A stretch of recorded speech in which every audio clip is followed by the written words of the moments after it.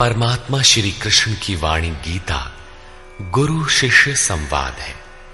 अतः अर्जुन ने स्वीकार किया कि शिष्यस्तेहं साधिमाम त्वाम प्रपन्नम। भगवन, मैं आपका शिष्य हूं, आपकी शरण हूं। मुझे वो उपदेश दीजिए जिससे मैं परम श्रेय को प्राप्त हो जाऊं। अतः उस परम गुरु के चरणों में गीता आरंभ करने से पूर्व ये स्तुति गुरु वंदना प्रस्तुत की जा रही है। ओम श्री सद्गुरुदेव भगवान की जय।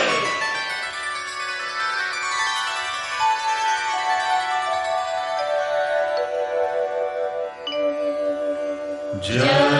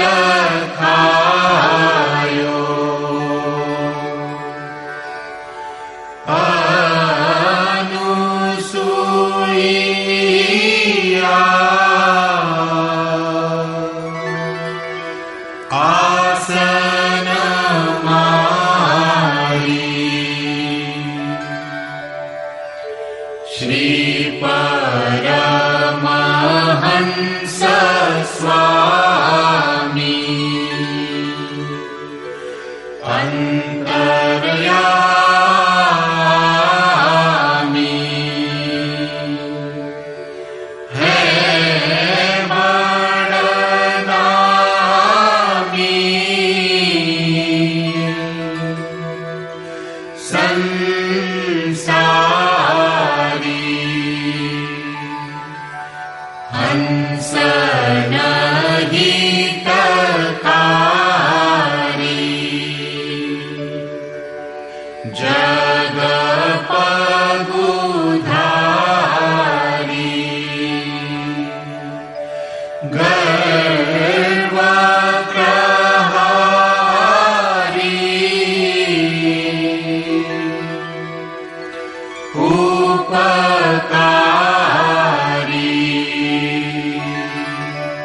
सतपंथ चलायो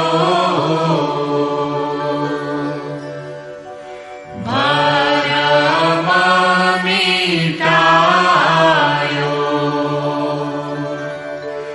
रूप लखायो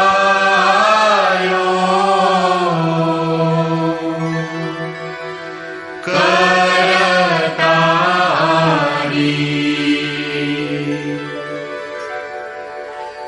यह शिष्य है तेरो करतनी हो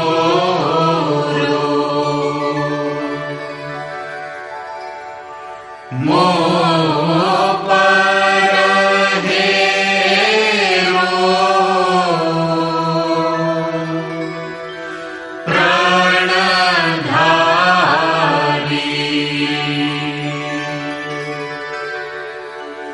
जय सद्गुरुदेवम्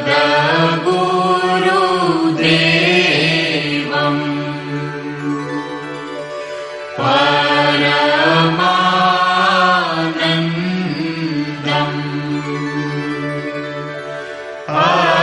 अमर शरीरम्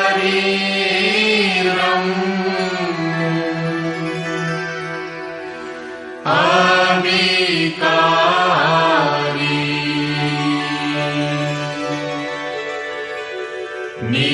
निरगुण निरमूलम्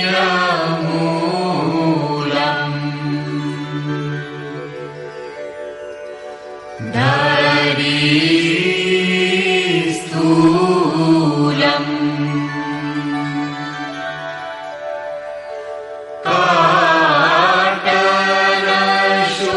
काटनशूलम् भवभारी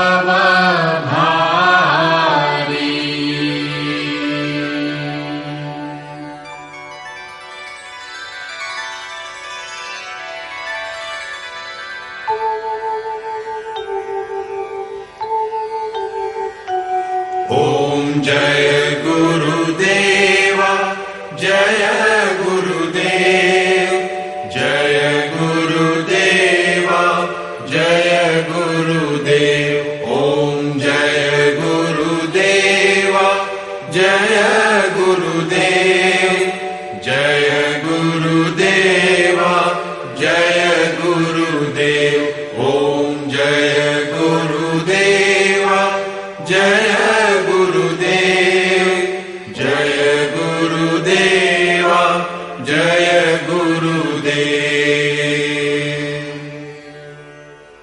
अमृतंश बहनों तथा भाइयों, जिन महापुरुष ने समस्त वेदों का संकलन किया, वेदांत शास्त्र का प्रवर्तन किया, महाभारत तथा भागवत जिनकी कृतियां हैं, उन्होंने शास्त्रों के रूप में किसी ग्रंथ को मान्यता दी तो वो है भगवान श्री कृष्णोक्त गीता। तरह तरह की पूजा पद्धतियां, परस्पर विरोधी संगठन धर्म के नाम पर प्रचलित हैं, जबकि धर्म का लक्ष्य है एक परमात्मा की शोध। कल्याण स्वरूप वो परमात्मा एक है, उसे प्राप्त करने की निश्चित क्रिया का पालन धर्म है। जब परमात्मा एक है, उसे प्राप्त करने की क्रिया एक है, तो बहुत से पंथ क्यों?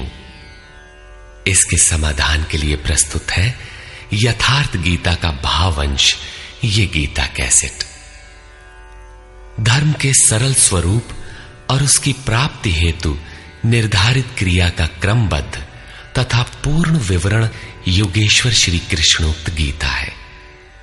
विश्व के प्रत्येक महापुरुष ने जो कुछ भी साधन बताया है, वो सब का सब तथा अनेक गोपनीय स्थितियों का स्पष्टीकरण अकेले गीता में है। इसलिए संपूर्ण मानव जाति के कल्याण का अतर्क्य शास्त्र गीता है। महाभारत में संकेत है कि जब कौरवों और पांडवों की सेनाएं आमने सामने खड़ी हो गईं, तो संपूर्ण निशांतर कौरवों में प्रवेश कर गए और सभी देवता पांडवों में। इस कथन से महर्षि व्यास ने स्पष्ट कर दिया कि गीता के सभी पात्र देवता या असुर हैं तथा प्रतीकात्मक हैं। प्रत्येक मनुष्य के अंतःकरण में दैवी और आसुरी दो प्रकृतियां अनादिकाल से हैं। दैवी शक्तियों के सहयोग से जब मनुष्य अपने आत्म स्वरूप की ओर अग्रसर होता है, तो काम, क्रोध, राग, द्वेष इत्यादि आसुरी वृत्तियां बाधा के रूप में आक्रमण करती हैं। उनका पार पाना ही वास्तविक युद्ध है। अर्जुन श्रेय के लिए विकल था। उसकी दृष्टि में श्रेय का उपाय था कुल धर्म, पिंडोदक क्रिया, वर्ण संकर से बचाव, कुल क्षय से बचने के लिए युद्ध न करना इत्यादि।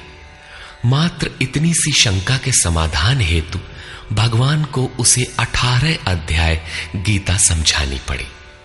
अंत में पूछा कि क्या तेरा मोह नष्ट हुआ? अर्जुन ने स्वीकार किया कि भगवान, मेरा मोह नष्ट हो गया और अब मैं वैसा ही करूंगा जैसा भगवान ने उपदेश दिया है। वस्तुतः ये केवल अर्जुन की शंका नहीं थी, बल्कि मानव मात्र की शंका है कि श्रेय क्या है, उसे कैसे प्राप्त करें। इसलिए स्त्री पुरुष, आबाल वृद्ध, मानव मात्र के लिए गीता के 18 अध्याय का अनुशीलन एवं नियमित पाठ नितांत आवश्यक है, जिससे ब्रह्म विधि की स्मृति सृजित रहे तथा बच्चों में भी इन कल्याणकारी संस्कारों का सृजन हो सके।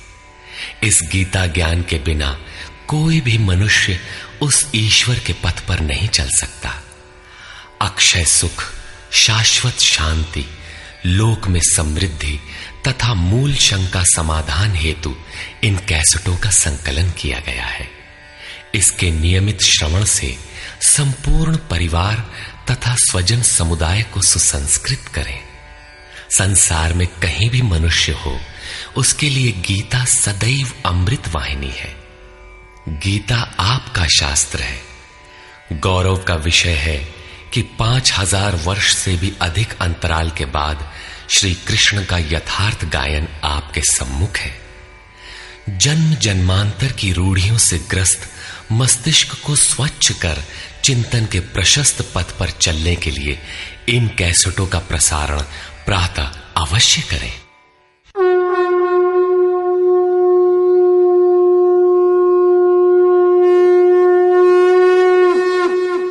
ओम श्री परमात्मने नमः। यथार्थ गीता, श्रीमद् भगवत गीता, अथ प्रथमो अध्यायः।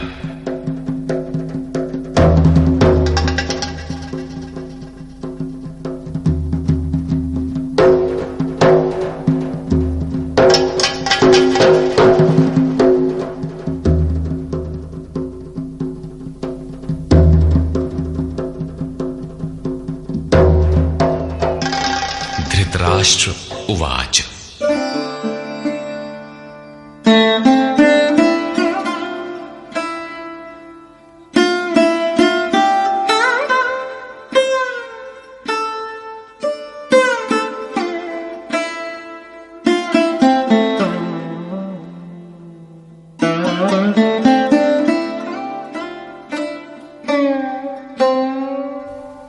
धर्मक्षेत्रे कुरुक्षेत्रे समवेता युयुत्सवः मामकाः पाण्डवाश्चैव किमकुर्वत संजय।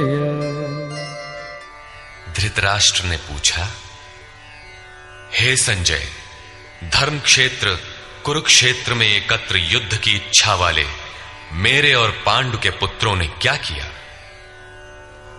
अज्ञान रूपी धृतराष्ट्र और संयम रूपी संजय।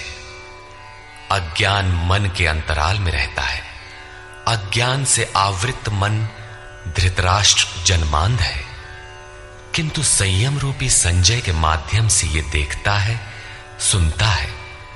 वो समझता है कि परमात्मा ही सत्य है। फिर भी जब तक इससे उत्पन्न मोह रूपी दुर्योधन जीवित है, इसकी दृष्टि सदैव कौरवों पर रहती है, विकारों पर ही रहती है। धर्म एक क्षेत्र है। जब हृदय देश में दैवी संपत्ति का बाहुल्य होता है तो यह शरीर धर्म क्षेत्र बन जाता है, और जब इसमें आसुरी संपत्ति का बाहुल्य होता है तो यह शरीर कुरुक्षेत्र बन जाता है। कुरु अर्थात करो। यह शब्द आदेशात्मक है। भगवान श्री कृष्ण कहते हैं, प्रकृति से उत्पन्न तीनों गुणों द्वारा परवश होकर मनुष्य कर्म करता है। वो क्षण मात्र भी कर्म किए बिना नहीं रह सकता, गुण उससे करा लेते हैं। तीनों गुण मनुष्य को देवता से कीट पर्यंत शरीरों में ही बांधते हैं। जब तक प्रकृति और प्रकृति से उत्पन्न गुण जीवित हैं, तब तक कुरु लगा रहेगा। अतः जन्म मृत्यु वाला क्षेत्र, विकारों वाला क्षेत्र कुरुक्षेत्र है, और परम धर्म परमात्मा में प्रवेश दिलाने वाली पुण्यमयी प्रवृत्तियों का क्षेत्र धर्म क्षेत्र है।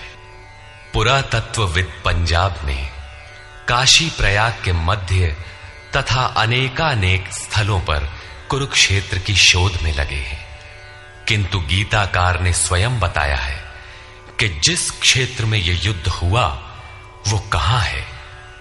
इदम शरीरम कौन्तेय क्षेत्र मित्य भिधीयते।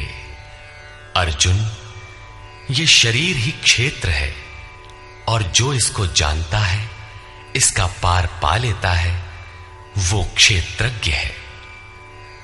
आगे इन्होंने क्षेत्र का विस्तार बताया, जिसमें 10 इंद्रियां, मन, बुद्धि, अहंकार, 5 विकार और 3 गुणों का वर्णन है। शरीर ही क्षेत्र है, एक अखाड़ा है। इसमें लड़ने वाली प्रवृत्तियां 2 हैं, दैवी संपद और आसुरी संपद। पांडु की संतान और धृतराष्ट्र की संतान सजातीय और विजातीय प्रवृत्तियां। अनुभवी महापुरुष की शरण जाने पर इन दोनों प्रवृत्तियों में संघर्ष का सूत्रपात होता है। यह क्षेत्र क्षेत्रज्ञ का संघर्ष है, और यही वास्तविक युद्ध है। विश्व युद्धों से इतिहास भरा पड़ा है, किंतु उनमें जीतने वालों को भी शाश्वत विजय नहीं मिलती। ये तो आपसी बदले हैं। प्रकृति का सर्वथा शमन करके प्रकृति से परे की सत्ता का दिग्दर्शन करना और उसमें प्रवेश पाना ही वास्तविक विजय है। यही एक ऐसी विजय है जिसके पीछे हार नहीं है। यही मुक्ति है जिसके पीछे जन्म मृत्यु का बंधन नहीं है। इस प्रकार अज्ञान से आच्छादित प्रत्येक मन संयम के द्वारा जानता है कि क्षेत्र क्षेत्रज्ञ के युद्ध में क्या हुआ। अब जैसा जिसके संयम का उत्थान है, वैसे वैसे उसे दृष्टि आती जाएगी। संजय उवाच। दृष्ट्वा तु पाण्डवानीकं व्यूढं दुर्योधनस्तदा आचार्यमुपसंगम्य राजा वचनमब्रवीत्। उस समय राजा दुर्योधन ने व्यूह रचना युक्त पांडवों की सेना को देखकर द्रोणाचार्य के पास जाकर ये वचन कहा। द्वैत के आचरण ही द्रोणाचार्य हैं।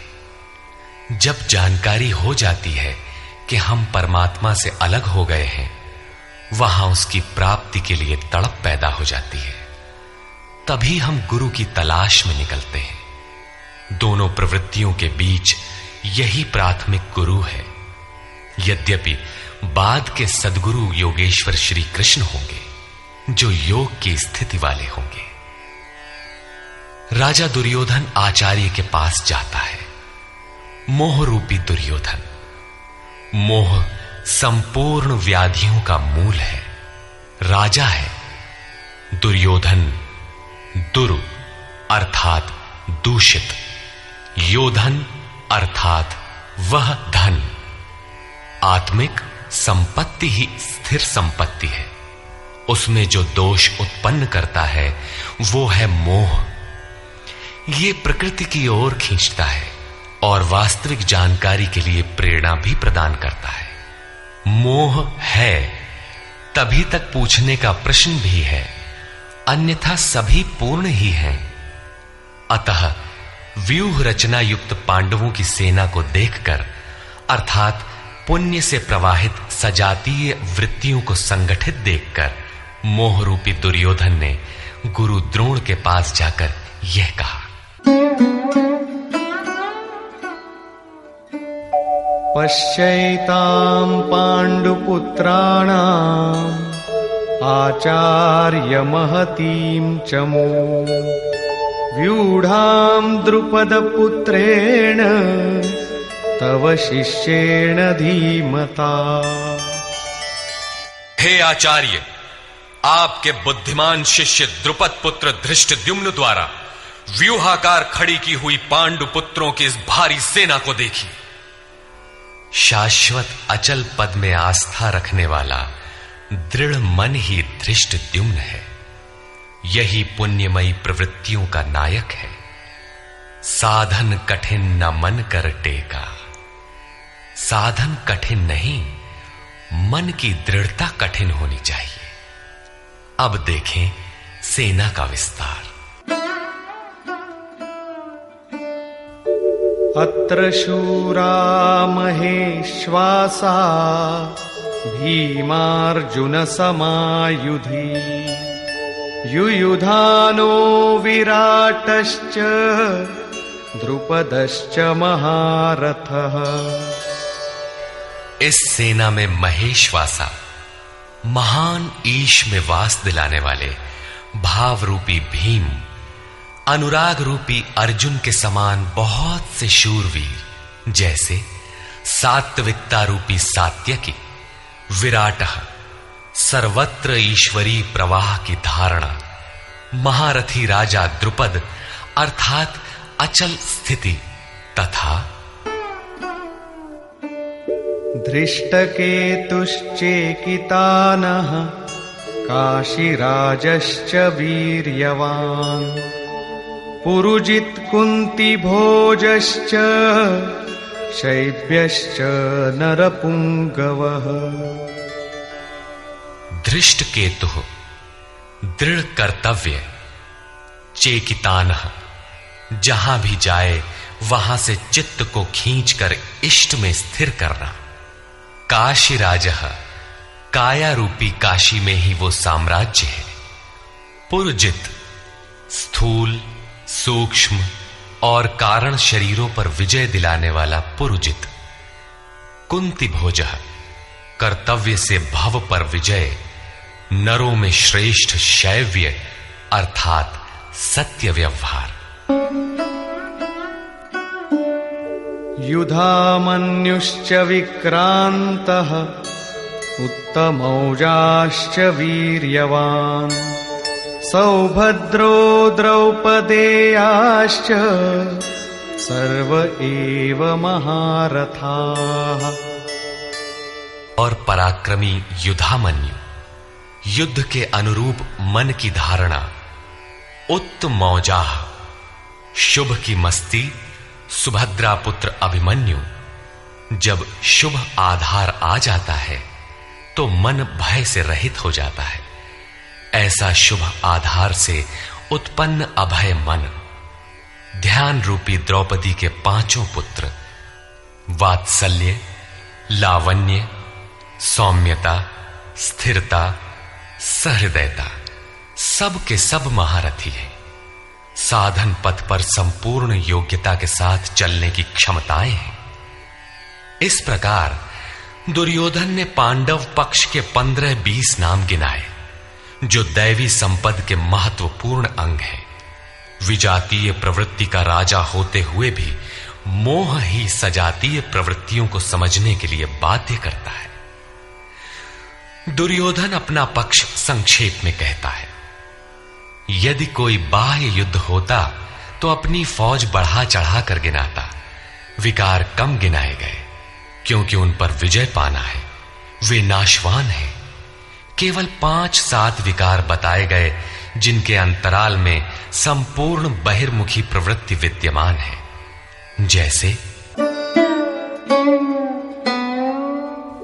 अस्माकं तु विशिष्टाये तान्निबोध द्विजोत्तम नायका मम सैन्यस्य संज्ञार्थं तान् ब्रवीमि ते। द्विजोत्तम, हमारे पक्ष में जो जो प्रधान हैं उन्हें भी आप समझ लें।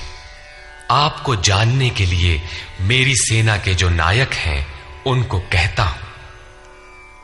बाह्य युद्ध में सेनापति के लिए द्विजोत्तम संबोधन असामयिक है। वस्तुतः गीता अंतःकरण की 2 प्रवृत्तियों का संघर्ष है, जिसमें द्वैत का आचरण ही द्रोण है। जब तक हम लेश मात्र भी आराध्य से अलग हैं, तब तक प्रकृति विद्यमान है, द्वैत बना है। इस द्वि पर जय पाने की प्रेरणा प्रथम गुरु द्रोणाचार्य से मिलती है। अधूरी शिक्षा ही पूर्ण जानकारी के लिए प्रेरणा प्रदान करती है।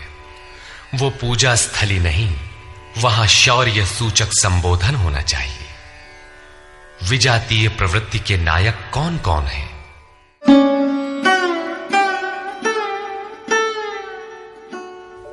भवान् भीष्मश्च कर्णश्च कृपश्च समितिञ्जयः अश्वत्थामा विकर्णश्च सौमदत्तिस्तथैव च। एक तो स्वयं आप द्वैत के आचरण रूपी द्रोणाचार्य हैं।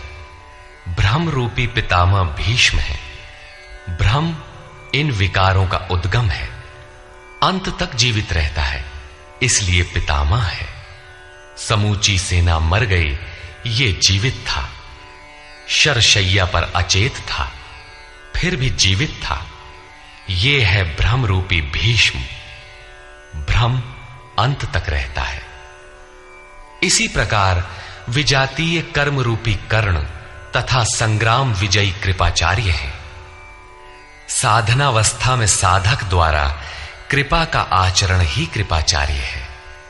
भगवान कृपाधाम है और प्राप्ति के पश्चात संत का भी वही स्वरूप है। किंतु साधन काल में जब तक हम अलग हैं, परमात्मा अलग है। विजातीय प्रवृत्ति जीवित है, मोहमयी घिराव है। ऐसी परिस्थिति में साधक यदि कृपा का आचरण करता है तो वो नष्ट हो जाता है। सीता ने दया की तो कुछ काल लंका में प्रायश्चित करना पड़ा। विश्वामित्र दयार्द्र हुए, पतित होना पड़ा। योग सूत्रकार महर्षि पतंजलि भी यही कहते हैं, ते समाधा वुपसर्गा व्युत्थाने सिद्धयः। व्युत्थान काल में सिद्धियां प्रकट होती हैं, वे वास्तव में सिद्धियां हैं, किंतु कैवल्य प्राप्ति के लिए उतनी ही बड़ी विघ्न है जितने काम, क्रोध, लोभ, मोह इत्यादि। गोस्वामी तुलसीदास का भी यही निर्णय है। माया अनेक विघ्न करती है, रिद्धियां प्रदान करती है, यहां तक कि सिद्ध बना देती है। ऐसी अवस्था वाला साधक बगल से निकल भर जाए, मरणासन रोगी भी जी उठेगा। वो भले ठीक हो जाए, किंतु साधक उसे अपनी देन मान बैठे तो नष्ट हो जाएगा। एक रोगी के स्थान पर हजारों रोगी घेर लेंगे। भजन चिंतन का क्रम अवरुद्ध हो जाएगा और उधर बहकते बहकते प्रकृति का बाहुल्य हो जाएगा। यदि लक्ष्य दूर है और साधक कृपा करता है तो कृपा का अकेला आचरण ही समितिंजय समूची सेना को जीत लेगा। इसलिए साधक को पूर्ति पर्यंत इससे सतर्क रहना चाहिए। दया बिनु संत कसाई, दया करी तो आफत आई। लेकिन अधूरी अवस्था में यह विजातीय प्रवृत्ति का दुर्धर्ष योद्धा है। इसी प्रकार आसक्ति रूपी अश्वत्थामा, विकल्प रूपी विकर्ण और भ्रममयी श्वास ही भूरिश्रवा है। ये सभी बहिर्मुखी प्रवाह के नायक हैं।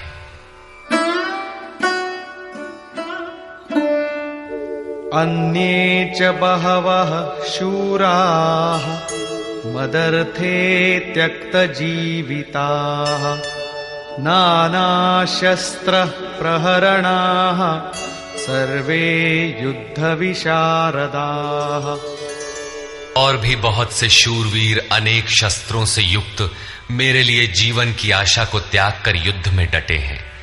सभी मेरे लिए प्राण त्यागने वाले हैं, किंतु उनकी कोई ठोस गणना नहीं है। अब कौन सी सेना किन भावों द्वारा सुरक्षित है, इस पर कहते हैं अपर्याप्तं तदस्माकं बलं भीष्माभिरक्षितं पर्याप्तं त्विदमेतेषां बलं भीमाभिरक्षितम्। भीष्म द्वारा रक्षित हमारी सेना सब प्रकार से अजेय है और भीम द्वारा रक्षित इन लोगों की सेना जीतने में सुगम है।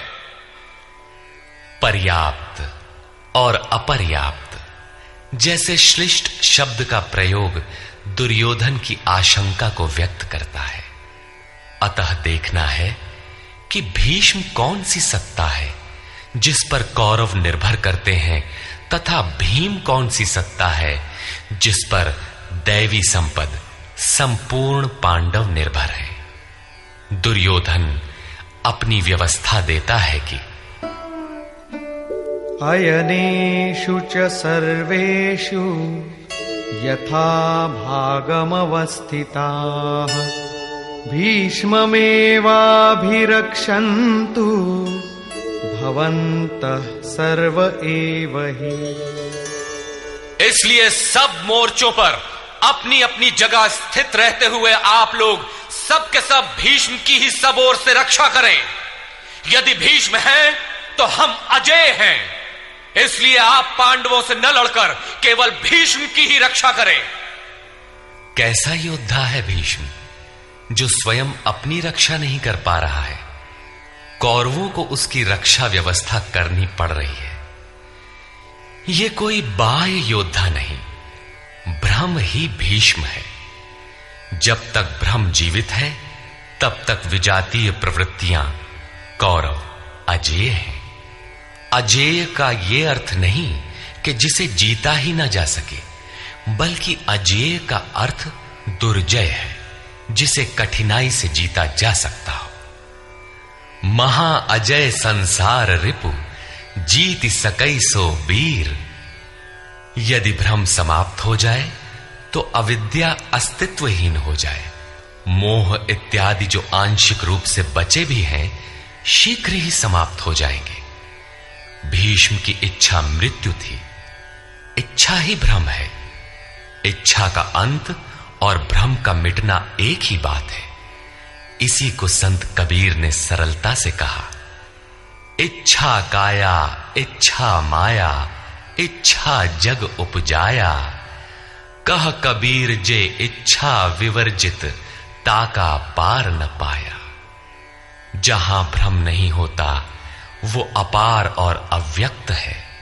इस शरीर के जन्म का कारण इच्छा है, इच्छा ही माया है और इच्छा ही जगत की उत्पत्ति का कारण है। सो कामयत तदैक्षत बहुश्याम प्रजायेय इति। कबीर कहते हैं, जो इच्छाओं से सर्वथा रहित हैं, तिनका पार न पाया। वे अपार अनंत असीम तत्व में प्रवेश पा जाते हैं। यो कामो निष्काम आप्त काम आत्म कामो न तस्य प्राणा उत्क्रामंति ब्रह्म व सन ब्रह्माप्येति। जो कामनाओं से रहित आत्मा में स्थिर आत्म स्वरूप है, उसका कभी पतन नहीं होता। वो ब्रह्म के साथ एक हो जाता है। आरंभ में इच्छाएं अनंत होती हैं और अंततो गत्वा परमात्म प्राप्ति की इच्छा शेष रहती है। जब ये इच्छा भी पूरी हो जाती है, तब इच्छा भी मिट जाती है। यदि उससे भी बड़ी कोई वस्तु होती तो आप उसकी इच्छा अवश्य करते। जब उससे आगे कोई वस्तु है ही नहीं, तो इच्छा किसकी होगी? जब प्राप्त होने योग्य कोई वस्तु अप्राप्त न रह जाए, तो इच्छा भी समूल नष्ट हो जाती है और इच्छा के मिटते ही ब्रह्म का सर्वथा अंत हो जाता है।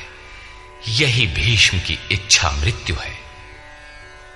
भीम द्वारा रक्षित इन लोगों की सेना जीतने में सुगम है।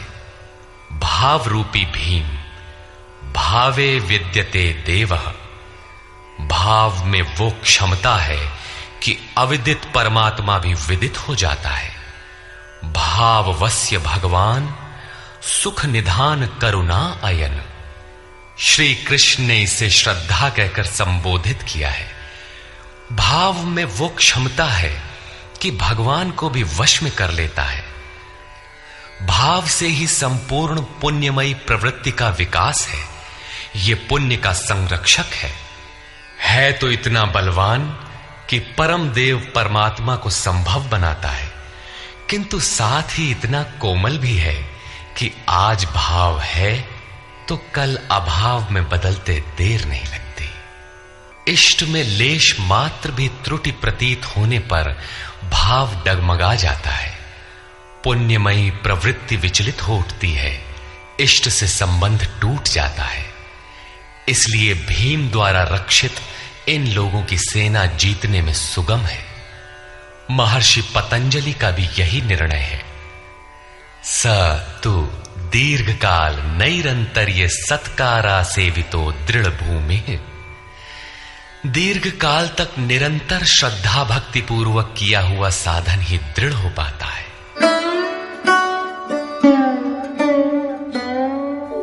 तस्य संजनयन् हर्षं कुरु वृद्धः पितामहः। सिंहनादं विनद्योच्चैः शंखं दध्मौ प्रतापवान्। इस प्रकार अपने बलाबल का निर्णय लेकर शंख ध्वनि हुई। शंख ध्वनि पात्रों के पराक्रम की घोषणा है कि जीतने पर कौन सा पात्र आपको क्या देगा। कौरवों में वृद्ध प्रतापवान पितामह भीष्म ने उस दुर्योधन के हृदय में हर्ष उत्पन्न करते हुए उच्च स्वर से सिंहनाद के समान भयप्रद शंख बजाया। सिंह प्रकृति से भयावह पहलू का प्रतीक है। घोर जंगल के नीरव एकांत में शेर की दहाड़ कान में पड़ जाए तो रोंगटे खड़े हो जाएंगे, हृदय कांपने लगेगा। यद्यपि शेर आपसे मीलों दूर है। भय प्रकृति में होता है, परमात्मा में नहीं। वो तो अभय सत्ता है। ब्रह्म रूपी भीष्म यदि विजयी होता है तो प्रकृति के जिस भयारण्य में आप हैं उससे भी अधिक भय के आवरण में बांध देगा। भय की एक परत और बढ़ जाएगी, भय का आवरण घना हो उठेगा। ये भ्रम इसके अतिरिक्त और कुछ नहीं दे सकेगा। अतः प्रकृति से निवृत्ति ही गंतव्य का मार्ग है। संसार में प्रवृत्ति तो भवाटवी है, घोर अंधकार की छाया है। इसके आगे कौरवों की कोई घोषणा नहीं है। कौरवों की ओर से कई बाजे एक साथ बजे, किंतु कुल मिलाकर वे भी भय ही प्रदान करते हैं, इससे अधिक कुछ नहीं। प्रत्येक विकार कुछ न कुछ भय तो देता ही है। इसलिए उन्होंने भी घोषणा की, ततः शंखाश्च भैर्यश्च प्रणवानक गोमुखाः सहसैवाभ्यहन्यन्त सशब्दस्तु मूलोऽभवत्। तदनंतर अनेक शंख, नगारे, ढोल और नरसिंहादि बाजे एक साथ ही बजे। उनका शब्द भी बड़ा भयंकर हुआ। भय का संचार करने के अतिरिक्त कौरवों की कोई घोषणा नहीं है। बहिर्मुखी विजातीय प्रवृत्ति सफल होने पर मोहमय बंधन और घना कर देती है। अब पुण्यमयी प्रवृत्तियों की ओर से घोषणाएं हुई, जिनमें पहली घोषणा योगेश्वर श्री कृष्ण की है।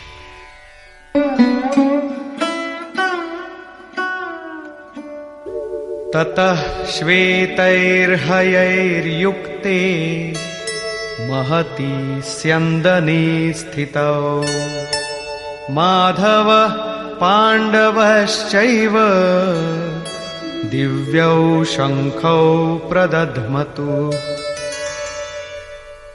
इसके उपरांत श्वेत घोड़ों से युक्त, जिनमें लेश मात्र कालिमा दोष नहीं है, श्वेत सात्विक निर्मलता का प्रतीक है।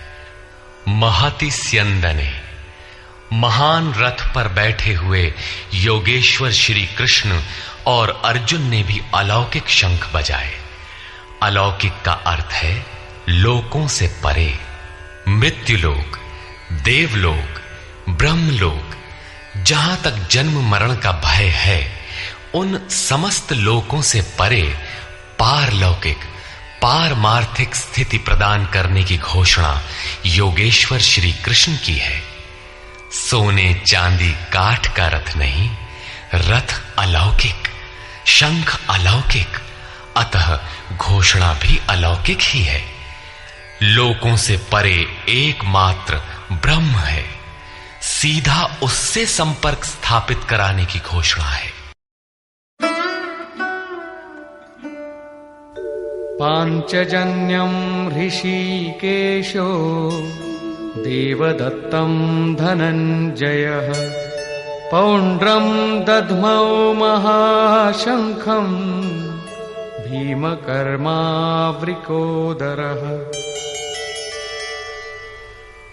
ऋषिकेशः, जो हृदय के सर्वस्व ज्ञाता है, उन कृष्ण ने 5 जन्य शंख बजाया। पांचों ज्ञानेंद्रियों को पंच तन्मात्राओं शब्द, स्पर्श, रूप, रस, गंध के रसों से समेटकर अपने जन भक्त की श्रेणी में ढालने की घोषणा की। विकराल रूप से बहकती हुई इंद्रियों को समेटकर उन्हें अपने सेवक की श्रेणी में खड़ा कर देना हृदय से प्रेरक सद्गुरु की देन है। श्री कृष्ण एक योगेश्वर सद्गुरु थे। शिष्यस्तेहम्, भगवन मैं आपका शिष्य हूं। बाह्य विषय वस्तुओं को छोड़कर ध्यान में इष्ट के अतिरिक्त दूसरा न देखें, दूसरा न सुने, न दूसरे का स्पर्श करें। ये सद्गुरु के अनुभव संचार पर निर्भर करता है। देवदत्तम धनंजयः, दैवी संपत्ति को अधीन करने वाला अनुराग ही अर्जुन है।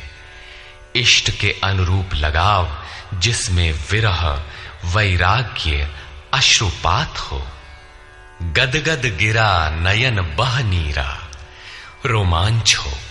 इष्ट के अतिरिक्त अन्य विषय वस्तु का लेश मात्र टकराव न होने पाए, उसी को अनुराग कहते हैं। यदि ये सफल होता है तो परम देव परमात्मा में प्रवेश दिलाने वाली दैवी संपद पर आधिपत्य प्राप्त कर लेता है। इसी का दूसरा नाम धनंजय भी है। एक धन तो बाहरी संपत्ति है, जिससे शरीर निर्वाह की व्यवस्था होती है। आत्मा से इसका कोई संबंध नहीं है। इससे परे स्थिर आत्मिक संपत्ति ही निज संपत्ति है। बृहदारण्य कोपनिषद में याज्ञवल्क्य ने मैत्रेयी को यही समझाया कि धन से संपन्न पृथ्वी के स्वामित्व से भी अमृतत्व की प्राप्ति नहीं हो सकती। उसका उपाय आत्मिक संपत्ति है। भयानक कर्म वाले भीमसेन ने पौंड्र अर्थात प्रीति नामक महाशंख बजाया। भाव का उद्गम और निवास स्थान हृदय है, इसलिए इसका नाम वृकोदर है। आपका भाव लगाव बच्चे में होता है, किंतु वस्तुतः वो लगाव आपके हृदय में है, जो बच्चे में जाकर मूर्त होता है। ये भाव अथाह और महान बलशाली है। उसने प्रीति नामक महाशंख बजाया। भाव में ही वो प्रीति निहित है, इसीलिए भीम ने पौंड्र प्रीति नामक महाशंख बजाया। भाव महान बलवान है, किंतु प्रीति संचार के माध्यम से। हरि व्यापक सर्वत्र समाना, प्रेम ते प्रकट हो ही मैं जाना। अनंत विजयम राजा कुंती पुत्रो युधिष्ठिरः नकुलः सहदेवश्च सुघोषमणिपुष्पकौ। कुंती पुत्र राजा युधिष्ठिर ने अनंत विजय नामक शंख बजाया। कर्तव्य रूपी कुंती और धर्म रूपी युधिष्ठिर। धर्म पर स्थिरता रहेगी तो अनंत विजयम अनंत परमात्मा में स्थिति दिलाएगा।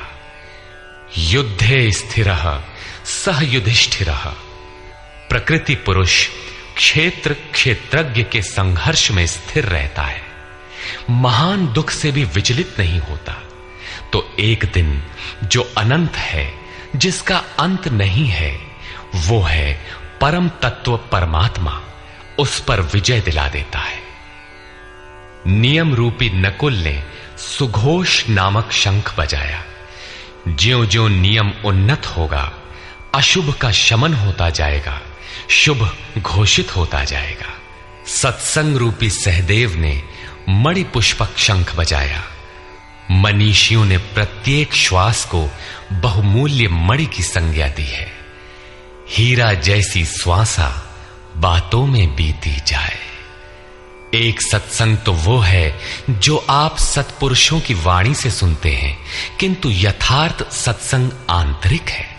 श्री कृष्ण के अनुसार आत्मा ही सत्य है, सनातन है।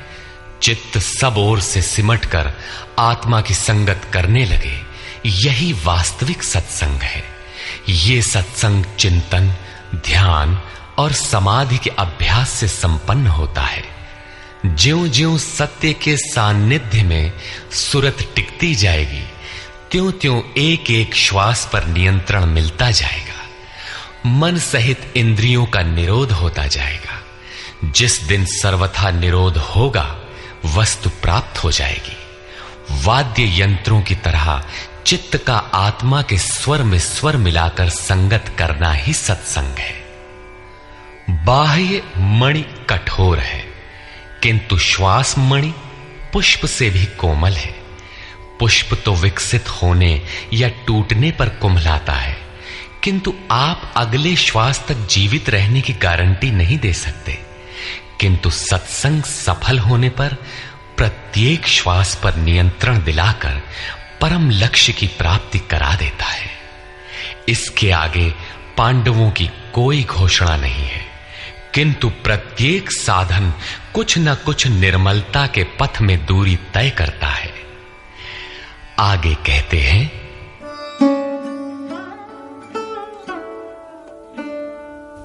काश्यश्च परमेश्वासः शिखण्डी च महारथः धृष्टद्युम्नो विराटश्च सात्यकिश्चापराजितः।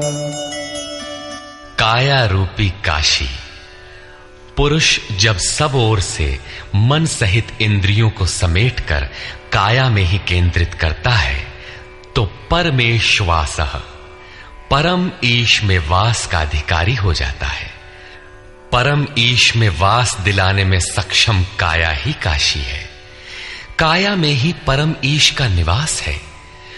परमेश्वास का अर्थ श्रेष्ठ धनुष वाला नहीं, बल्कि परम धन ईश धन वास है। शिखा सूत्र का त्याग ही शिखंडी है। आजकल लोग सिर के बाल कटा लेते हैं और सूत्र के नाम पर गले की जनेऊ हटा लेते हैं, अग्नि जलाना छोड़ देते हैं। हो गया सन्यास उनका। नहीं, वस्तुतः शिखा लक्ष्य का प्रतीक है जिसे आपको पाना है, और सूत्र है संस्कारों का।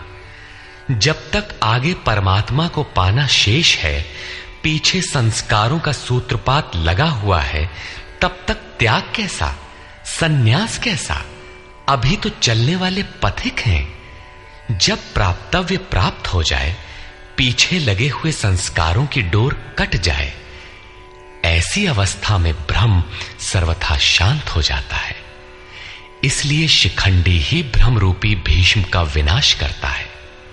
शिखंडी चिंतन पथ की विशिष्ट योग्यता है, महारथी है।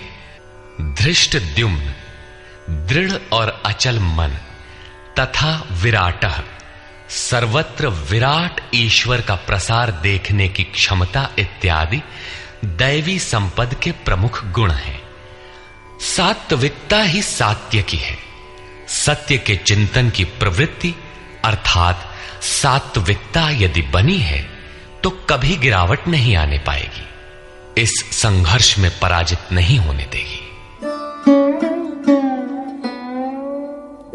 द्रुपदो द्रौपदेयाश्च सर्वशः पृथिवीपते सौभद्रश्च महाबाहुः शंखान् दद्मुः पृथक् पृथक्। अचल पददायक द्रुपद और ध्यान रूपी द्रौपदी के पांचों पुत्र सहृदयता, वात्सल्य, लावण्य, सौम्यता इत्यादि साधन में महान सहायक महारथी हैं तथा बड़ी भुजा वाला अभिमन्यु, इन सब ने पृथक पृथक शंख बजाए। भुजा कार्य क्षेत्र का प्रतीक है। जब मन भय से रहित हो जाता है तो उसकी पहुंच दूर तक हो जाती है। हे राजन, इन सब ने अलग अलग शंख बजाए, कुछ न कुछ दूरी सभी तय कराते हैं। इनका पालन आवश्यक है, इसलिए इनके नाम गिनाए। इसके अतिरिक्त कुछ दूरी ऐसी भी है जो मन बुद्धि से परे है। भगवान स्वयं ही अंतःकरण में विराज कर तय कराते हैं। इधर दृष्टि बनकर आत्मा से खड़े हो जाते हैं और सामने स्वयं खड़ा होकर अपना परिचय करा लेते हैं। सघोषोधार्तराष्ट्राणाम् हृदयानि व्यदारयत् नभश्च पृथिवीं चैव तुमुलो व्यनुनादयन्। उस घोर शब्द ने आकाश और पृथ्वी को भी शब्दायमान करते हुए धृतराष्ट्र पुत्रों के हृदय विदीर्ण कर दिए। सेना तो पांडवों की ओर भी थी, किंतु हृदय विदीर्ण हुए धृतराष्ट्र पुत्रों के। वस्तुतः पांचजन्य दैवी शक्ति पर आधिपत्य, अनंत पर विजय, अशुभ का शमन और शुभ की घोषणा धारावाही होने लगे तो कुरुक्षेत्र आसुरी संपद, बहिर्मुखी प्रवृत्तियों का हृदय विदीर्ण हो जाएगा। उनका बल शनैः शनैः क्षीण होने लगता है। सर्वथा सफलता मिलने पर मोहमयी प्रवृत्तियां सर्वथा शांत हो जाती हैं।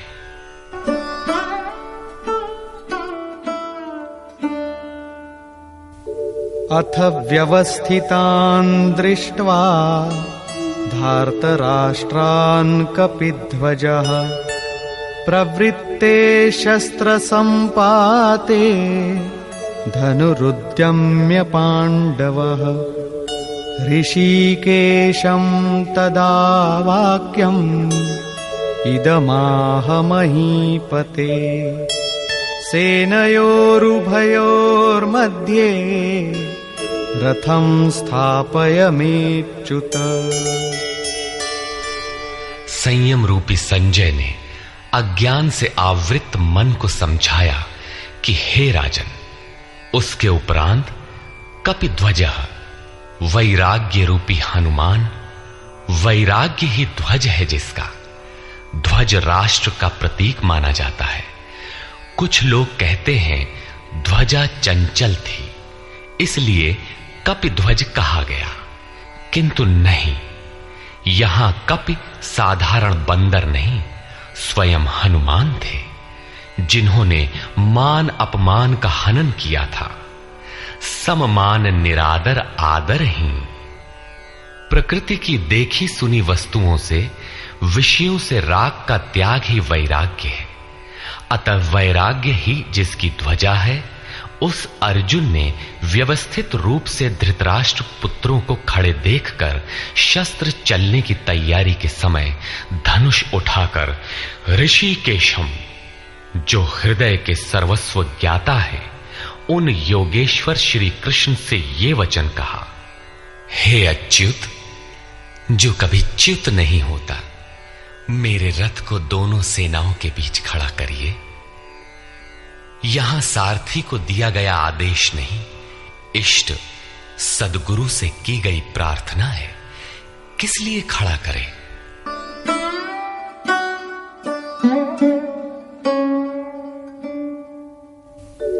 यावदेतान् निरीक्षेऽहम् योद्धुकामानवस्थितान् कैर्मया सह योद्धव्यम् अस्मिन् रणसमुद्यमे। जब तक मैं इन स्थित हुए युद्ध की कामना वालों को अच्छी प्रकार देख न लूं कि इस युद्ध के उद्योग में मुझे किन किन के साथ युद्ध करना योग्य है, इस युद्ध व्यापार में मुझे किन किन के साथ युद्ध करना है। योत्स्यमानान् वेक्षेऽहम् य एतेऽत्र समागताः धार्तराष्ट्रस्य दुर्बुद्धेर्युद्धे प्रियचिकीर्षवः। दुर्बुद्धि दुर्योधन का युद्ध में कल्याण चाहने वाले जो ये राजा लोग इस सेना में आए हैं, उन युद्ध करने वालों को मैं देखूंगा, इसलिए खड़ा करें।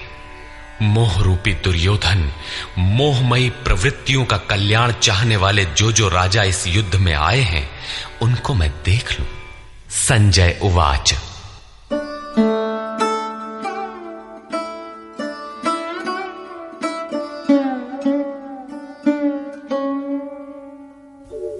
एवमुक्तो ऋषिकेशो गुडाकेशेन भारत सेनयोरुभयोर्मध्ये स्थापयित्वा रथोत्तमम् भीष्मद्रोणप्रमुखतः सर्वेषां च महीक्षिताम् उवाच पार्थ पश्यैतान् समवेतान् कुरुनीति।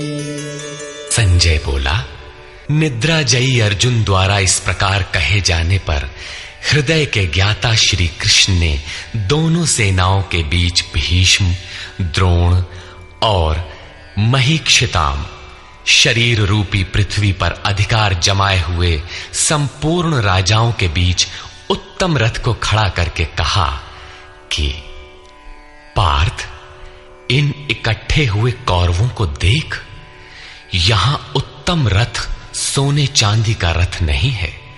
संसार में उत्तम की परिभाषा नश्वर शरीर के प्रति अनुकूलता प्रतिकूलता से की जाती है। ये परिभाषा अपूर्ण है। जो हमारे आत्मा, हमारे स्वरूप का सदैव साथ दे, वही उत्तम है, जिसके पीछे अनुत्तम मलिनता न हो। तत्रापश्यत् स्थितान् पार्थः पितॄनथ पितामहान् आचार्यान् मातुलान् भ्रातॄन् पुत्रान् पौत्रान् सखींस्तथा श्वशुरान् सुहृदश्चैव सेनयोरुभयोरपि। इसके उपरांत अचूक लक्ष्य वाले पार्थिव शरीर को रथ बनाने वाले पार्थ ने उन दोनों सेनाओं में स्थित पिता के भाइयों को, पितामहों को, आचार्यों को, मामाओं को, भाइयों को, पुत्रों को, पौत्रों को, मित्रों को, श्वसुरों को और सुहृदों को देखा। दोनों सेनाओं में अर्जुन को केवल अपना परिवार, मामा का परिवार, ससुराल का परिवार, सुहृद और गुरुजन दिखाई पड़े। प्रचलित गणना के अनुसार 18 अक्षौहिणी 2.5-3 अरब के लगभग होता है, जो आज के विश्व की जनसंख्या के समकक्ष है। इतने मात्र के लिए यदा कदा विश्व स्तर पर आवास, खाद्य समस्या बन जाती है। इतना बड़ा जन समूह अर्जुन के 3-4 रिश्तेदारों का परिवार मात्र था। क्या इतना बड़ा भी किसी का परिवार होता है? कदापि नहीं। यह हृदय देश का चित्रण है। तान् समीक्ष्य स कौन्तेयः सर्वान् बन्धूनवस्थितान् कृपया परयाविष्टो विषीदन्निदमब्रवीत्। इस प्रकार खड़े हुए उन संपूर्ण बंधुओं को देखकर अत्यंत करुणा से आवृत वो कुंती पुत्र अर्जुन शोक करता हुआ बोला। अर्जुन उवाच।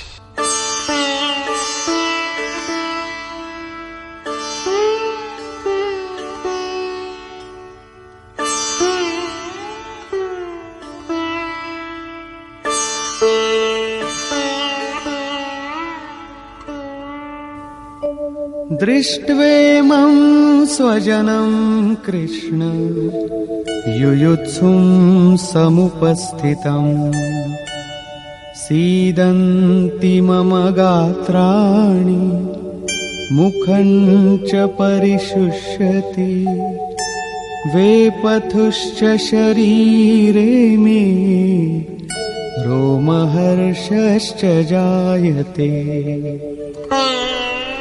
हे कृष्ण, इस युद्ध की इच्छा वाले खड़े हुए स्वजन समुदाय को देखकर मेरे अंग शिथिल हुए जाते हैं, मुख सूखा जाता है और मेरे शरीर में कंप तथा रोमांच हो रहा है। इतना ही नहीं,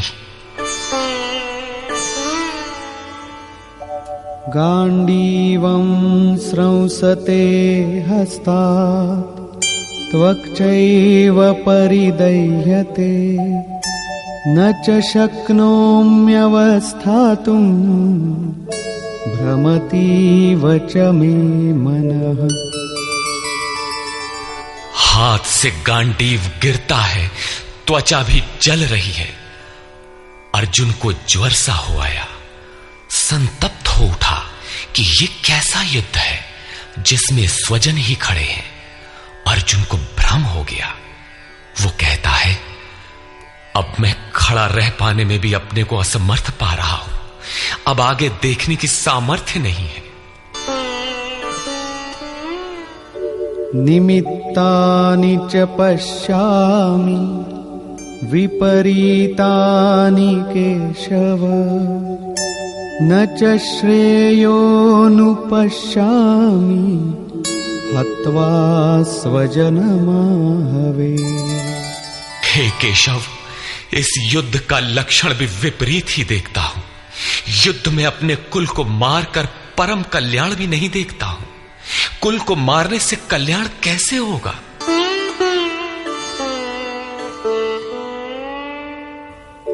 न कांक्षे विजयं कृष्ण न च राज्यं सुखानि च किन्नो राज्येन गोविन्द किं भोगैर्जीवितेन वा।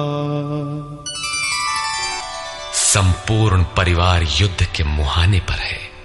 इन्हें युद्ध में मारकर विजय से मिलने वाला राज्य और राज्य से मिलने वाला सुख अर्जुन को नहीं चाहिए। वो कहता है, हे श्री कृष्ण, मैं विजय नहीं चाहता, राज्य तथा सुख भी नहीं चाहता। हे गोविंद, हमें राज्य या भोग अथवा जीवन से भी क्या प्रयोजन है? क्यों?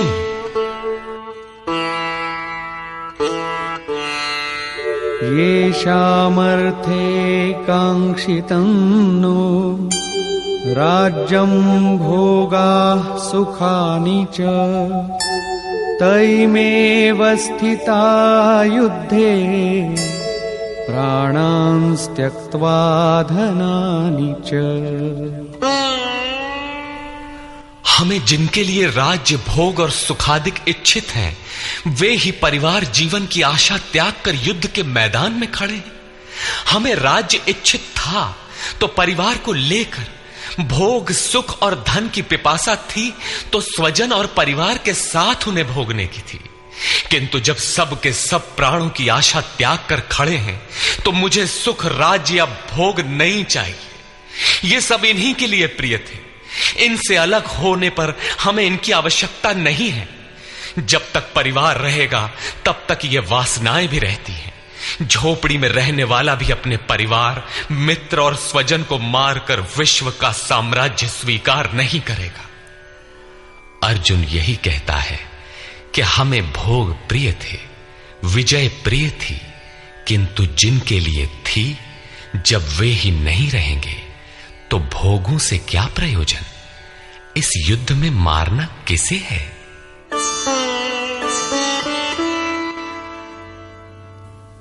आचार्याः पितरः पुत्राः तथैव च पितामहाः मातुलाः श्वशुराः पौत्राः शालाः सम्बन्धिनस्तथा। इस युद्ध में ताऊ, चाचे, लड़के और इसी प्रकार दादा, मामा, श्वसुर, पोते, साले तथा समस्त संबंधी ही हैं।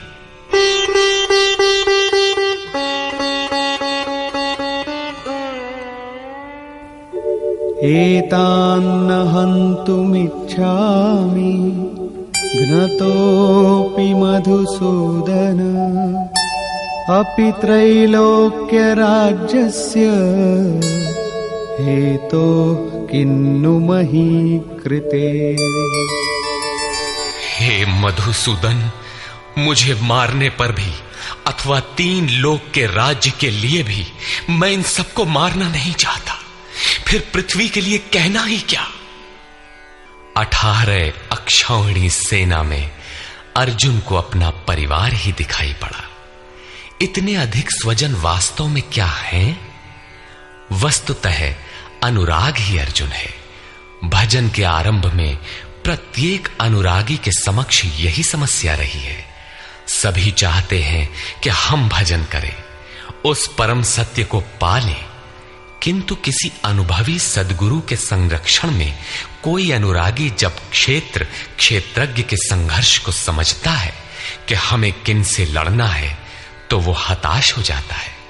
वो चाहता है कि हमारे पिता का परिवार, ससुराल का परिवार, मामा का परिवार, सुहृद, मित्र और गुरजन साथ रहें, सभी सुखी रहें और इन सब की व्यवस्था करते हुए हम परमात्म स्वरूप की प्राप्ति भी कर लें। किंतु जब वो समझता है कि आराधना में अग्रसर होने के लिए परिवार छोड़ना होगा, इन संबंधों का मोह समाप्त करना होगा, तो वो अधीर हो उठता है। पूज्य महाराज जी कहा करते थे, मरना और साधु होना बराबर है। साधु के लिए सृष्टि में दूसरा कोई जीवित है भी, किंतु घर वालों के नाम पर कोई नहीं है।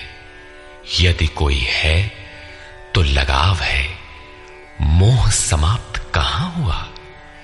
जहां तक लगाव है उसका पूर्ण त्याग, उस लगाव के अस्तित्व मिटने पर ही उसकी विजय है।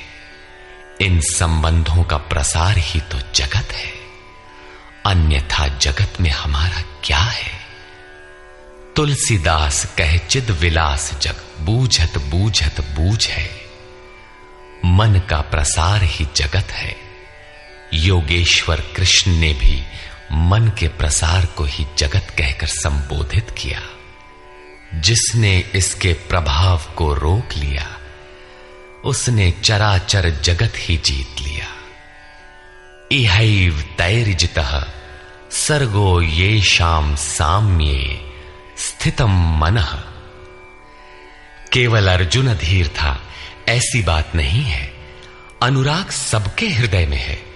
प्रत्येक अनुरागी अधीर होता है, उसे संबंधी याद आने लगते हैं। पहले वो सोचता था कि भजन से कुछ लाभ होगा तो ये सब सुखी होंगे, इनके साथ रहकर उसे भोगेंगे। जब ये साथ ही नहीं रहे तो सुख लेकर क्या करेंगे। अर्जुन की दृष्टि राज्य सुख तक ही सीमित थी। वो त्रिलोकी के साम्राज्य को ही सुख की पराकाष्ठा समझता था। इसके आगे भी कोई सत्य है, इसकी जानकारी अर्जुन को अभी नहीं है। निहत्य धार्तराष्ट्रान्नः का प्रीति स्याज्जनार्दन पापमेवाश्रयेदस्मान् हत्वैतानाततायिनः।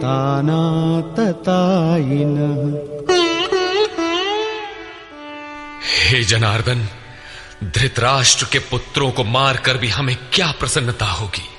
जहां धृतराष्ट्र अर्थात धृष्टता का राष्ट्र है, उससे उत्पन्न मोह रूपी दुर्योधन इत्यादि को मारकर भी हमें क्या प्रसन्नता होगी। इन आतताइयों को मारकर हमें पाप ही तो लगेगा। जो जीवन यापन के तुच्छ लाभ के लिए अनीति अपनाता है वो आतताई कहलाता है, किंतु वस्तुतः इससे भी बड़ा आतताई वो है जो आत्मा के पथ में अवरोध उत्पन्न करता है। आत्मदर्शन में बाधक काम, क्रोध, लोभ, मोह आदि का समूह ही आतताई है। तस्मान्नार्हा वयं हन्तुं धार्तराष्ट्रान् स्वबान्धवान् स्वजनं हि कथं हत्वा सुखिनः स्याम माधव। इससे हे माधव, अपने बांधव धृतराष्ट्र के पुत्रों को मारने के लिए हम योग्य नहीं हैं। स्वबांधव कैसे? वे तो शत्रु थे ना। वस्तुतः शरीर के रिश्ते अज्ञान से उत्पन्न होते हैं। ये मामा है, ससुराल है, स्वजन समुदाय है, ये सब अज्ञान ही तो है। जब शरीर ही नश्वर है तब इसके रिश्ते ही कहां रहेंगे। मोह है तभी तक सुहृद है, हमारा परिवार है, हमारी दुनिया है। मोह नहीं तो कुछ भी नहीं। इसीलिए वे शत्रु भी अर्जुन को स्वजन दिखाई पड़े। वो कहता है कि अपने कुटुंब को मारकर हम कैसे सुखी होंगे। यदि अज्ञान और मोह न रहे तो कुटुंब का अस्तित्व न हो। यह अज्ञान ज्ञान का प्रेरक भी है।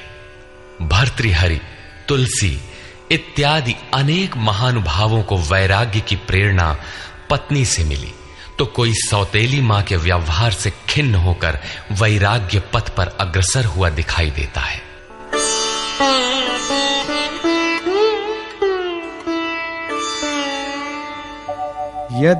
यद्यप्येतेन पश्यन्ति लोभोपहत चेतसः कुलक्षयकृतं दोषं मित्रद्रोहे च पातकम्।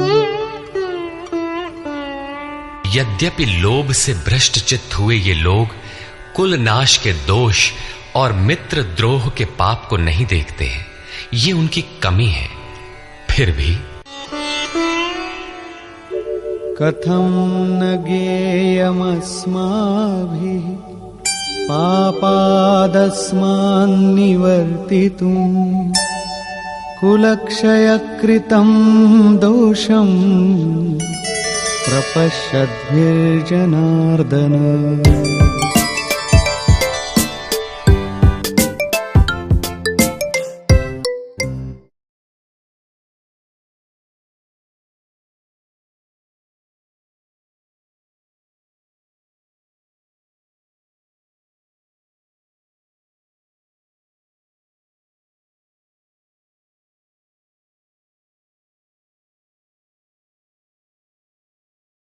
जानने वाले हम लोगों को इस पाप से हटने के लिए क्यों नहीं विचार करना चाहिए?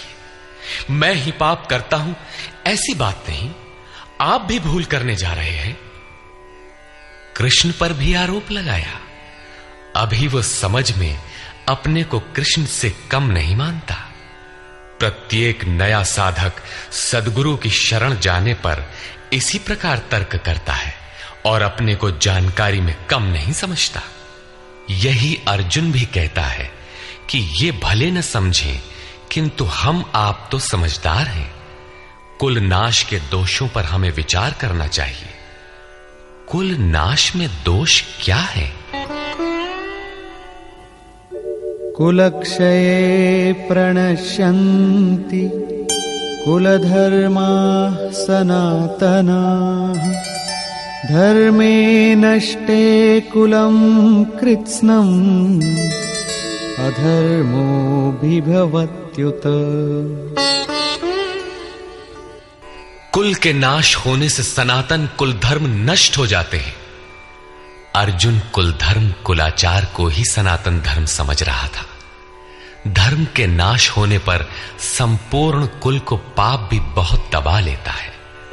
अधर्माभिभवात् कृष्ण प्रदुष्यन्ति कुलस्त्रियः स्त्रीषु दुष्टासु वार्ष्णेय जायते वर्णसंकरः। हे कृष्ण, पाप के अधिक बढ़ जाने से कुल की स्त्रियां दूषित हो जाती हैं। हे वार्ष्णेय, स्त्रियों के दूषित होने पर वर्ण संकर उत्पन्न होता है। अर्जुन की मान्यता थी कि कुल की स्त्रियों के दूषित होने से वर्ण संकर होता है, किंतु श्री कृष्ण ने इसका खंडन करते हुए आगे बताया कि मैं अथवा स्वरूप में स्थित महापुरुष यदि आराधना क्रम में भ्रम उत्पन्न कर दे तब वर्ण संकर होता है। वर्ण संकर के दोषों पर अर्जुन प्रकाश डालता है।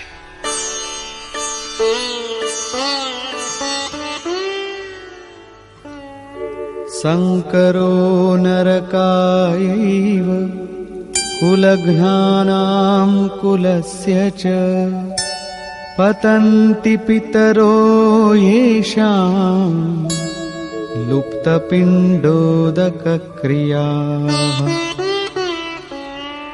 वर्ण संकर कुल घातियों और कुल को नरक में ले जाने के लिए ही होता है। लुप्त हुई पिंड क्रिया वाले इनके पितर लोग भी गिर जाते हैं।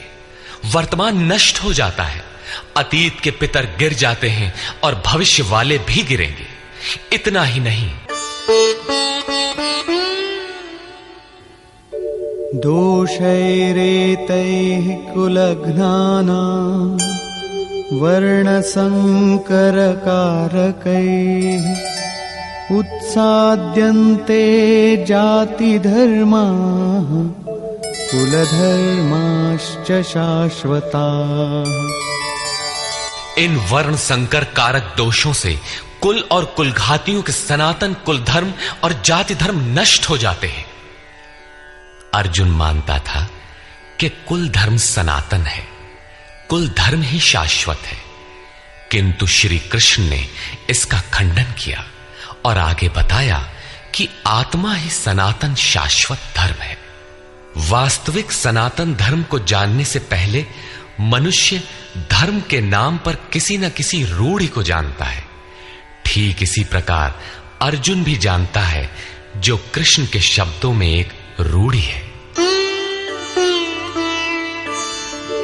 उत्सन्न कुलधर्माणां मनुष्याणां जनार्दन नरके नियतं वासो भवतीत्यनुशुश्रुम। हे जनार्दन, नष्ट हुए कुल धर्म वाले मनुष्यों का अनंत काल तक नरक में वास होता है, ऐसा हमने सुना है। कुल धर्म ही नहीं नष्ट होता, बल्कि शाश्वत सनातन धर्म भी नष्ट हो जाता है। जब धर्म ही नष्ट हो गया तो ऐसे पुरुष का अनंत काल तक नरक में निवास होता है, ऐसा हमने सुना है, देखा नहीं, सुना है। अहो बत महत्पापम् कर्तुं व्यवसिता वयम् यद्राज्यसुखलोभेन हन्तुं स्वजनमुद्यताः। अहो, शोक है कि हम लोग बुद्धिमान होकर भी महान पाप करने को तैयार हुए हैं। राज्य और सुख के लोभ से अपने कुल को मारने के लिए उद्यत हुए हैं। अभी अर्जुन अपने को कम ज्ञाता नहीं समझता। आरंभ में प्रत्येक साधक इसी प्रकार बोलता है। महात्मा बुद्ध का कथन है कि मनुष्य जब अधूरी जानकारी रखता है तो अपने को महान ज्ञानी समझता है, और जब आधे से आगे की जानकारी हासिल करने लगता है तो अपने को महान मूर्ख समझता है। ठीक इसी प्रकार अर्जुन भी अपने को ज्ञानी ही समझता है। वो कृष्ण को ही समझाता है कि उस पाप से परम कल्याण हो, ऐसी बात भी नहीं। केवल राज्य और सुख के लोभ में पड़कर हम लोग कुल नाश करने को उद्यत हुए हैं, महान भूल कर रहे हैं। हम ही भूल कर रहे हैं ऐसी बात नहीं, आप भी भूल कर रहे हैं। एक धक्का कृष्ण को भी दिया। अंत में अर्जुन अपना निर्णय देता है। यदि माम प्रतीकारम् अशस्त्रं शस्त्रपाणयः धार्तराष्ट्रारणे हन्युः तन्मे क्षेमतरं भवेत्। यदि मुझ शस्त्र रहित न सामना करने वाले को शस्त्रधारी धृतराष्ट्र के पुत्र रण में मारे तो उनका वो मारना भी मेरे लिए अति कल्याणकारक होगा। इतिहास तो कहेगा कि अर्जुन समझदार था, जिसने अपनी बलि देकर युद्ध बचा लिया। लोग प्राणों की आहुति दे डालते हैं कि भोले भाले मासूम बच्चे सुखी रहें, कुल तो बचा रहे। मनुष्य विदेश चला जाए, वैभव पूर्ण प्रासाद में रहे, किंतु 2 दिन बाद उसे अपनी छोड़ी हुई झोपड़ी याद आने लगती है। मोह इतना प्रबल होता है। इसीलिए अर्जुन कहता है कि शस्त्रधारी धृतराष्ट्र के पुत्र मुझ न प्रतिकार करने वाले को रण में मार दें, तब भी वो मेरे लिए अति कल्याणकारी होगा, ताकि लड़के तो सुखी रहें। संजय उवाच।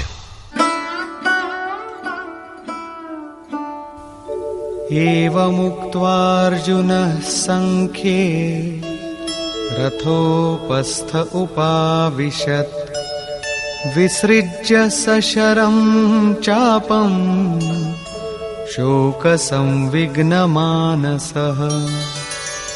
संजय बोला कि रणभूमि में शोक से उद्विग्न मन वाला अर्जुन इस प्रकार कहकर बाण सहित धनुष को त्याग कर रथ के पिछले भाग में बैठ गया, अर्थात क्षेत्र क्षेत्रज्ञ के संघर्ष में भाग लेने से पीछे हट गया।